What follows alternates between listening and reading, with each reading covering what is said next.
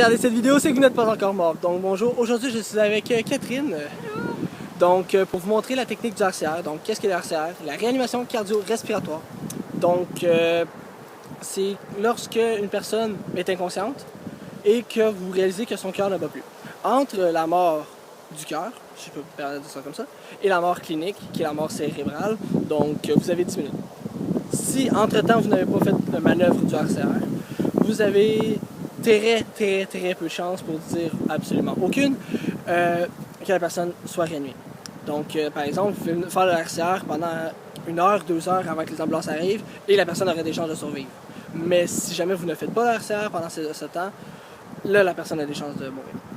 Et même des très hautes, fortes chances de mourir.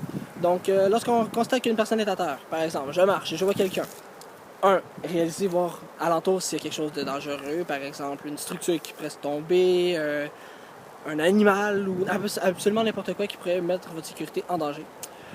Si jamais c'est pas le cas, vous pouvez commencer à regarder si la personne est consciente, si la personne réagit, et par la suite regarder si la personne respire, et si c'est pas le cas, regardez si le cœur bat encore. Donc je vais passer la caméra à Catherine, je vais me coucher par terre. Et je vais faire la personne qui a un malaise cardiaque. Alors, première étape, réaliser qu'il y a quelqu'un d'inconscient par terre ou c'est ça, d'inconscient. Alors, vas-tu bien, Madeleine? Merci. Alors, je peux lui dire son nom pour voir s'il me répond. S'il ne me répond pas, je peux taper dans mes mains pour voir s'il réagit. S'il ne réagit pas encore, je prends mon poing avec mes jointures et je fais une pression sur sa cage thoracique. Au niveau du sternum. Au niveau du sternum. Par la suite, si ça marche pas, je me couche ici et je regarde si son ventre bouge de façon à ce que la personne respire ou non. Je ne vois pas de respiration.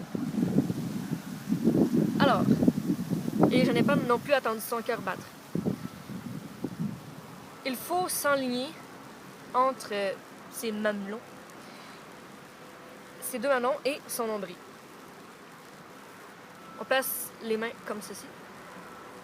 Et on fait 30 poussées, en bloquant bien les coudes.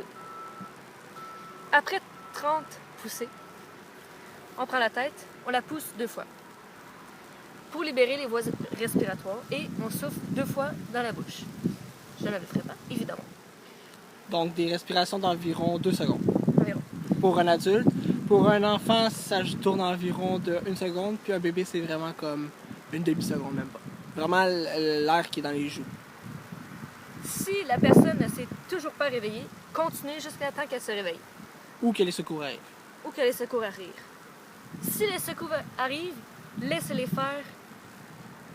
Ils savent ce qu'ils font. Ils s'y connaissent mieux que vous. Nicolas va faire la démonstration quand la personne est réveillée et qu'il faut la tourner. Donc, lorsque la personne s'est réveillée, ou est réanimée plutôt, vous devez la placer dans une façon qu'elle puisse respirer assez librement. Donc, je vais essayer de faire en sorte que vous voyez bien. Donc, ici, j'ai la personne qui respire encore. Ce que vous faites, vous prenez son bras, vous la ramenez en avant ici. Vous ramenez son genou à l'avant ici, donc le pied en arrière. C'est un peu parfois compliqué parce que la personne va être molle comme la guenille. Et vous ramenez l'épaule vers l'avant, de façon à ce qu'elle ait un bon support. Donc, vous voyez, ici, je me suis trompé. Voilà.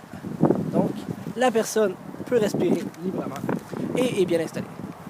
Donc, voilà pour la méthode du RCR, en espérant que vous allez survivre.